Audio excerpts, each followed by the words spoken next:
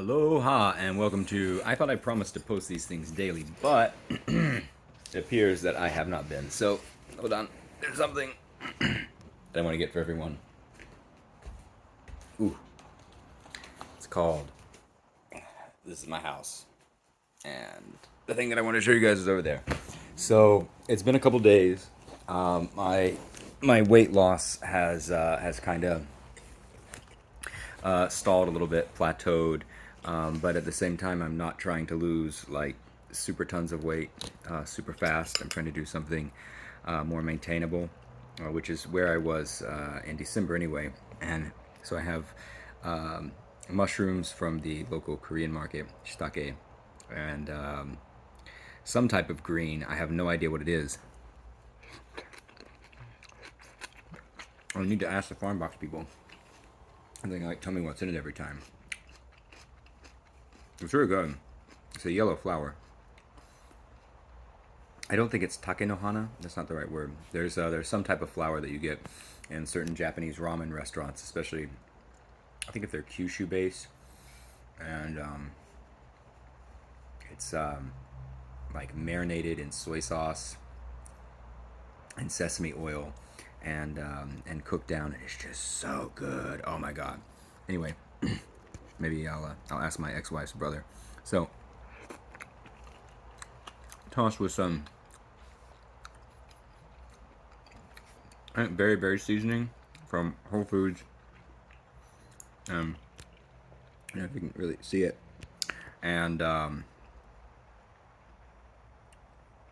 did I say? Berry seasoning from Whole Foods, soy sauce, little salt, little pepper, pink Himalayan sea salt, which apparently has uranium and plutonium and some other onium that I had never heard of in it.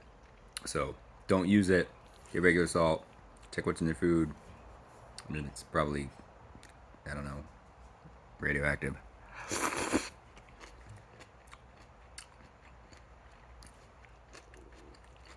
I don't know if it's kosher or not. This is delicious. So, yeah, last couple days, really great. I bought some plants that may or may not have been in my post. I named my plants Phoenix Sword, Annie, and Kale. Annie is some type of African bamboo-looking thing. Phoenix Sword is like a acacia or acacia, something like that. And Kale, spelled with a C, is Velvet Taro. Oh, he's so cute. And he's right beside my bed, so when I pour water on him, you get this beautiful scent of fresh earth.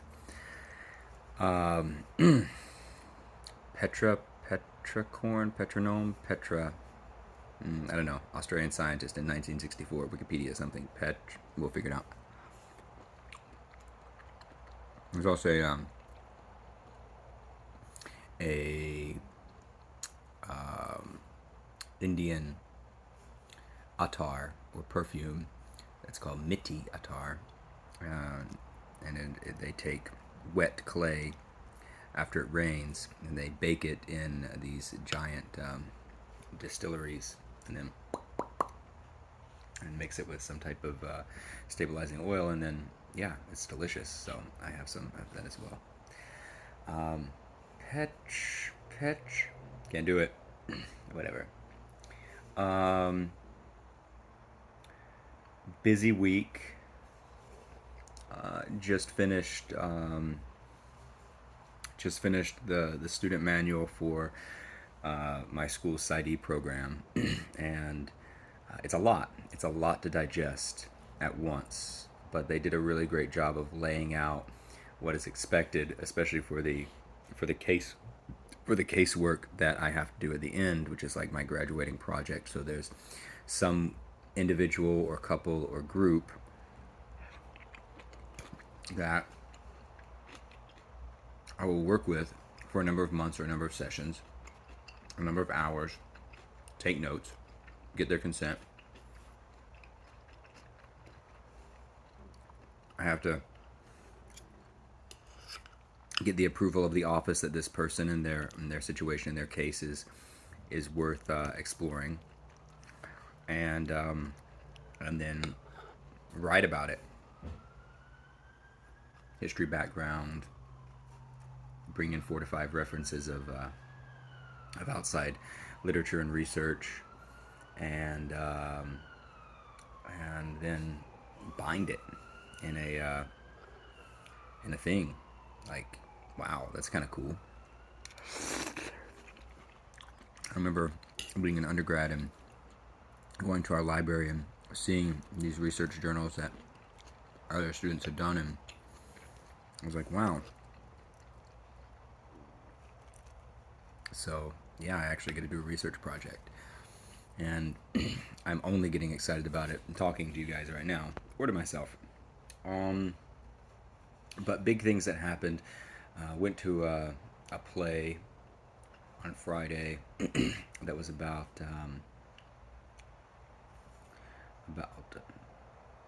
the playwright's name is something Sakamoto. Is a Japanese guy who's lived from like 1940 to 2013 or 15 or something, and 2015, and he did a very good job of sort of explaining and working through generational ties, cultural ties, and cultural differences between Hawaii and outsiders, Hawaiians and outsiders, and also about the sort of time shifts that we all go through in life and that our society has gone through. And so I think that primed me for Saturday. I was talking to a friend of mine about we were just catching up, and it had been maybe like 2 years, I guess, since before the pandemic, since we had hung out, and how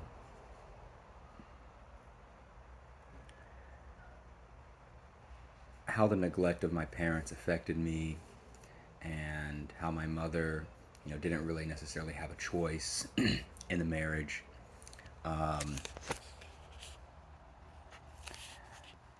She was pregnant with me. She ended up marrying my father.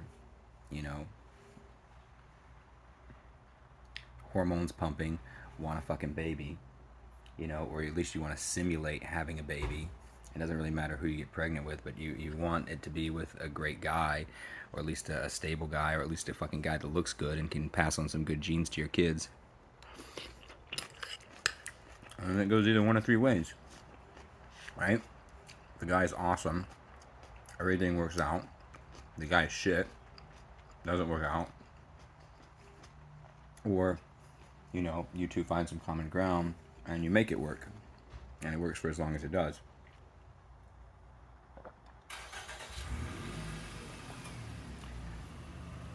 And I guess I was processing some things about my mother, and this woman's married. She doesn't have a child, but she is definitely married for the financial stability, because by being married to the person that she is married with, she gets she has a better position in life than she would by herself.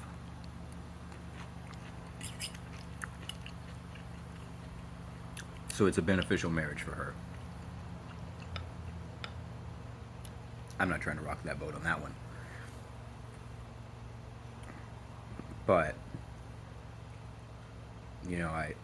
I have a greater appreciation. There's another woman, and she's in a similar situation. And it's interesting because both these women are Japanese. And I think both of them, already have a visa at this point. So it's like, what the fuck? If you're not really happy in this situation, go find someone who's going to give you a kid. Maybe they're hoping that these guys will give them a kid eventually, but that still hasn't happened, and they're, getting older in age. And what blows my mind, of course, I never wanted a child until I realized that maybe I did, and maybe it was my parental upbringing that, stopped that. But in the greater context of a larger society, global sense of consciousness, It is a terrible idea to have a child. For most people. And most people should not have kids. The world is the way that we are because we are driven by our baser instincts and hormones. And hashtag abortion, hashtag wear a condom, hashtag get a vasectomy like I did. So I'm currently in this age group where I can go either way, right? I can go a little bit older. I can go younger. The girls are wanting babies. You don't want that. There is a woman that I'm talking to who has a daughter. Looks very cute. So she's a single mom. She got the baby thing, but she's not with the guy anymore. You know, so that's kind of an interesting sweet spot because I could have both, and I can have the young mother who's hot and sweet, had the baby young enough, so you know everything's still flat and sexy and good, plus yoga, and the daughter's old enough, you know, so it's not like my super responsibility.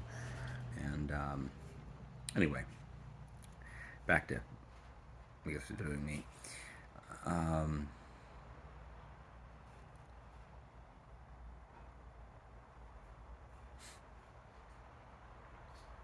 So interesting.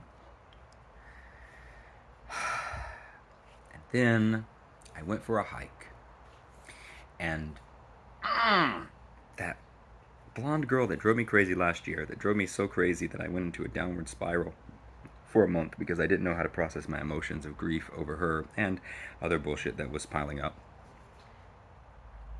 She visited my mind last couple of days, and yesterday I was laughing. I was thinking, God, you know what? It'd be so fucking funny if I saw her, you know. And I had dinner reservations at this restaurant, and I couldn't get anyone to go with me. So 2 weeks in a row. Last week it was the opera, and this week it was a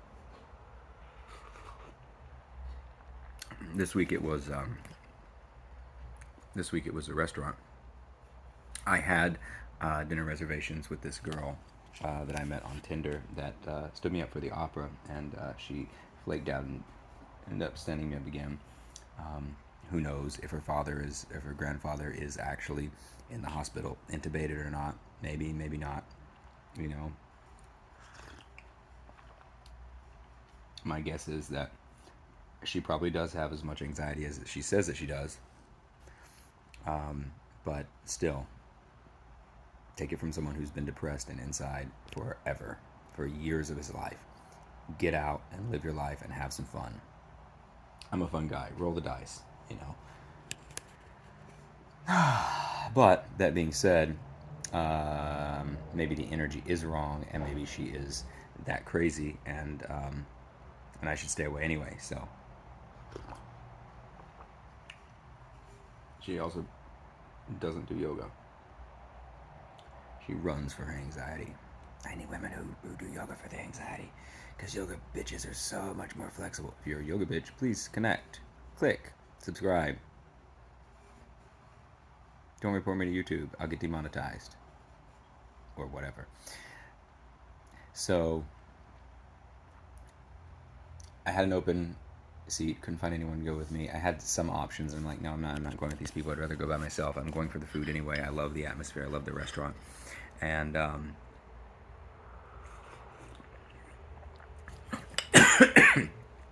so the whole day's a jumble. I wanted to go hiking in the morning. I didn't get to go hiking in the morning. Came home, did some stuff, took a little bit of a nap. Maybe I think I read some in the grief book. This is an amazing book, by the way. Boom, The Wild Edge of Sorrow by Francis Weller. The healers that helped me a couple weeks ago introduced me to this book because I have challenges grieving. The first gate of grief is, he has 5. I'm only on 2 right now. I'm only halfway through that one. The first gate of grief is everything you love you will lose. We're all familiar with that one. Your stuff, your life, other people's lives, other people that come in and out of your life. People die. Things break, decay, things change.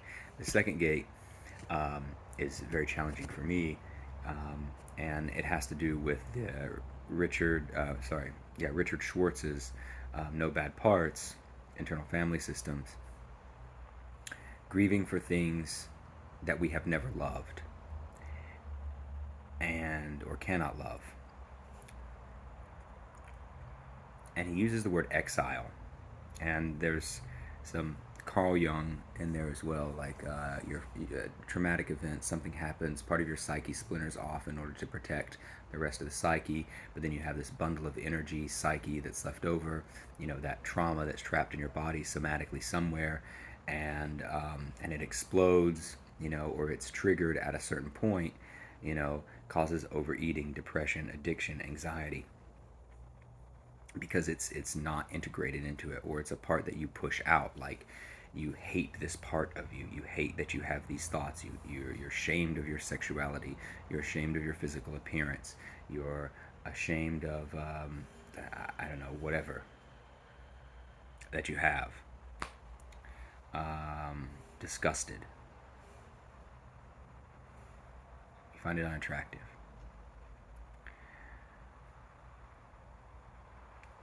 Dig around some more. You go on this hike. Finish the hike. The hike splits at a certain point. I am 50 feet away from where this hike splits off.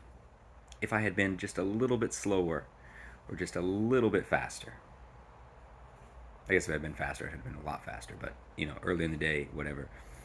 And on this hike, I've been thinking of that stupid fucking blonde girl and how she drives me crazy, but still, I love her, and still, like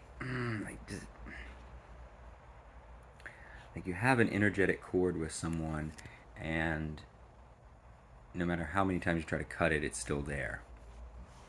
We haven't even had sex, and that's all I wanted, was for her to admit her feelings, that she actually really did like me a lot, and probably wanted to fuck me in some ways, but for whatever reason she couldn't get over her BS. And so guess who I saw? I saw her. And so I laughed out.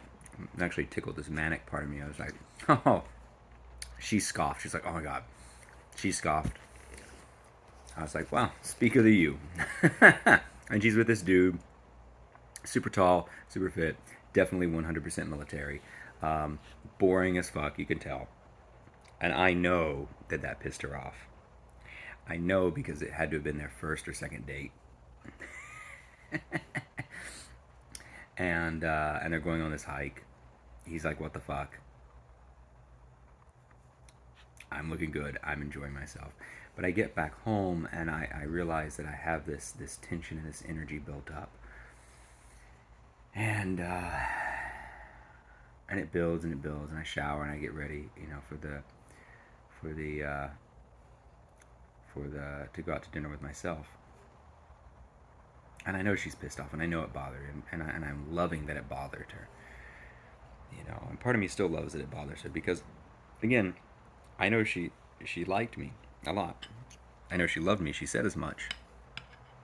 She just was incapable of returning those feelings. And she also has some weird body shame issues, and she wants babies at some point in her life. And right now, her hormones are chugging along, so she's going to, at least, even with a condom, simulate that act of fucking and being came inside of, and having a baby.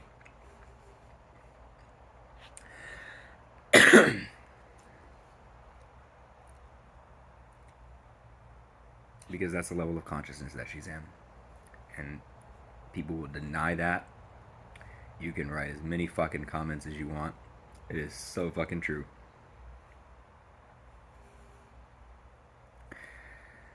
Where was I?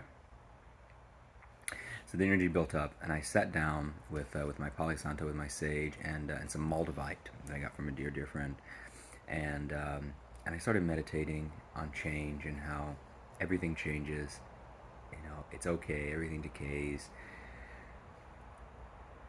And then my thought turned to her and and the dude and this like relationship BS that I just told you, and then the fact that her father left her at some point, or her family at some point, or that's the story in her mind. I don't know what happened, but that's the story in her mind, and how angry she must be at her father.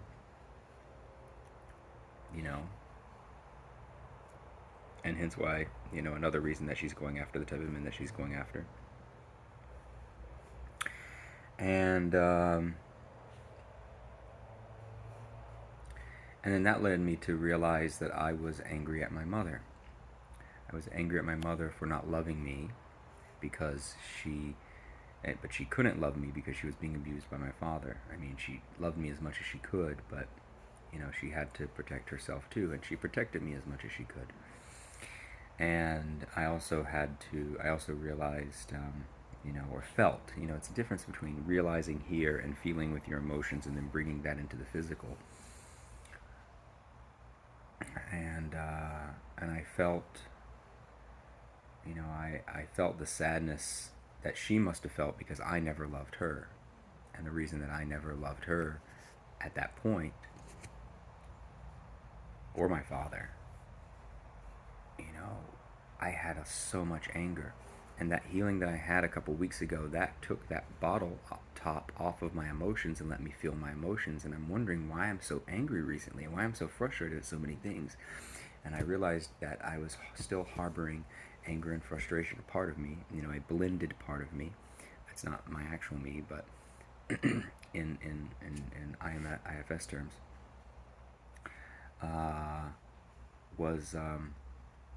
was still angry at her. I was angry that she couldn't love me, and she didn't love me, and that she loved me the wrong way, and that she never ran away with me, and that I had to live in that hellhole, and that I didn't get to hang out with my friends. She wouldn't let me play sports because she wanted to fucking protect me so much, which also had to do with my father. And I felt like she held me back in life. And I say I, and that's that person I, not me now I. And I was angry that she died, because she shouldn't have died, and she shouldn't have left me, but she did. And I love you, Mom, and I know that you loved me, and I know that you're inside of me, and so that's what happened last night. I sat on my couch, my sofa, squeezing the Moldavite, realizing that my approval seeking for women was my approval seeking for my mother.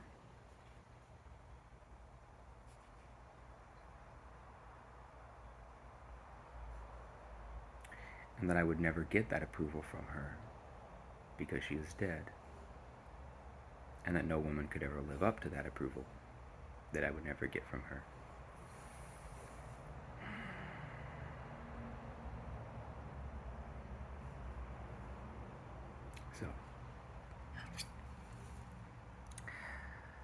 So I cried and I cried and I cried, and I had my alarm set for 1919, and then I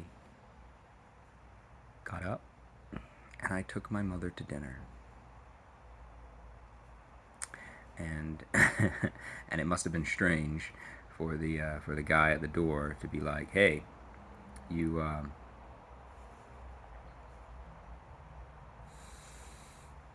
I thought it was a party of two." And I said, "Yes, it is. It was a party of two, but that person." And so I decided to bring my my mother. She's deceased. She died when I was 17, but it's a spiritual thing. And he's like, okay. Wonderful dinner. Met some amazing people. Gonna do some other cool activities. Gonna introduce them to some amazing stuff in Hawaii. And yeah, realized, reintegrating the mother part of myself my right eyelid's twitching, my hands are shaking when I was journaling this before I left to the restaurant. But I feel a lot lighter and I feel a lot more whole now because I reintegrated that part. And there was something else that I remembered later, talking to a woman that came over, and we had some cuddle talk time. But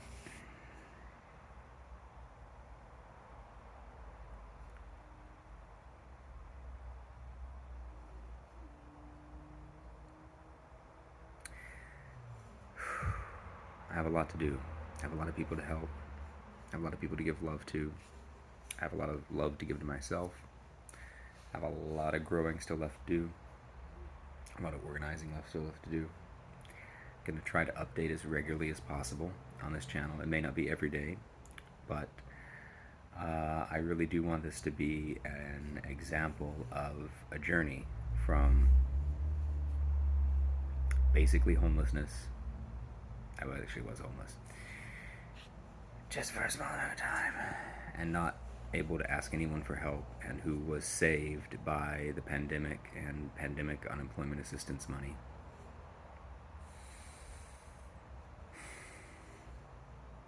To going to grad school and somehow having enough whatever student loan debt money that I can still take out,